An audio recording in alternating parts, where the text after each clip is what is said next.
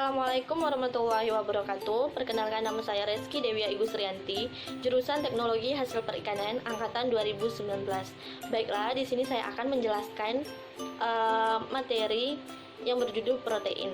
Adapun dosen pengampu dari mata kuliah biokimia ini adalah Dr. Lili Firuli, STP MSI. Nah, di sini saya akan menjelaskan apa itu protein, asam amino esensial dan non esensial, fungsi dari protein, dan struktur protein.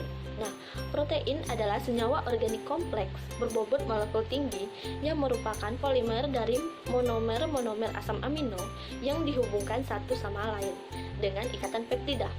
Molekul protein mengandung karbon nitrogen, oksigen, dan kadangkala sulfur dan fosfor. Protein ini juga berpenting dalam struktur dan fungsi dalam semua sel makhluk hidup dan virus. Selanjutnya itu, fungsi dari protein ini adalah sebagai enzim, sebagai alat mengangkut, dilaksanakan oleh jenis protein tertentu, diantaranya hemoglobin, mioglobin, dan transferin. Selanjutnya, sebagai pengatur pergerakan yang dilaksanakan antara lain oleh protein-protein penyusun otot. Selanjutnya itu ada sebagai pertahanan tubuh dari pengaruh benda asing berbahaya. Contohnya itu seperti virus, dan yang terakhir itu sebagai medium bagi perambatan impuls syaraf.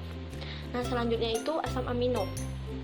Asam amino ini didapatkan dari sumber-sumber protein karena sifat fisik dan kimiawi dari protein ini dipengaruhi oleh asam amino penyusunnya.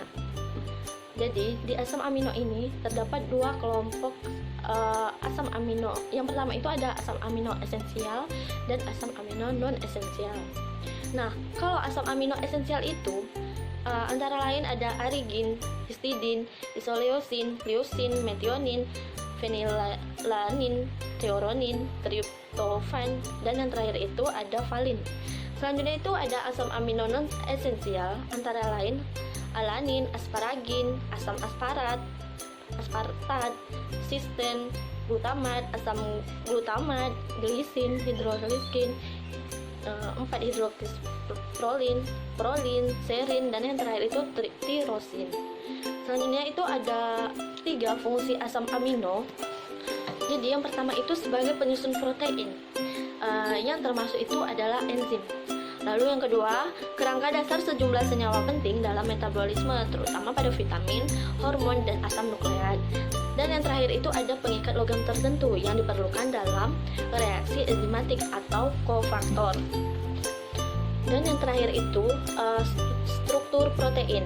Struktur protein ini terdiri dari 4 bagian. Yang pertama itu ada yang primer, sekunder, tersier, dan kuartener. Nah, kalau struktur primer protein adalah urutan asam-asam amino dalam rantai polipeptida. Kalau yang struktur sekunder protein merupakan substruktur lokal teratur dalam rantai utama. Contohnya adalah struktur helix, alfa, atau lembaran beta. Selanjutnya ada struktur tersier, adalah struktur 3 dimensi yang dibentuk dari struktur-struktur sekunder yang melipat bersama. Dan yang terakhir itu ada kuartener protein, merupakan gabungan dari satu atau lebih rantai polipeptida yang beroperasi sebagai satu satuan. Nah, yang terakhir ini adalah contoh dari struktur primer, sekunder, tersier, dan kuartener. Nah, cukup sampai sekian hasil dari penyampaian materi tentang protein. Terlebih dan terkurang saya mohon maaf. Saya akhiri dengan wassalamualaikum warahmatullahi wabarakatuh. Terima kasih.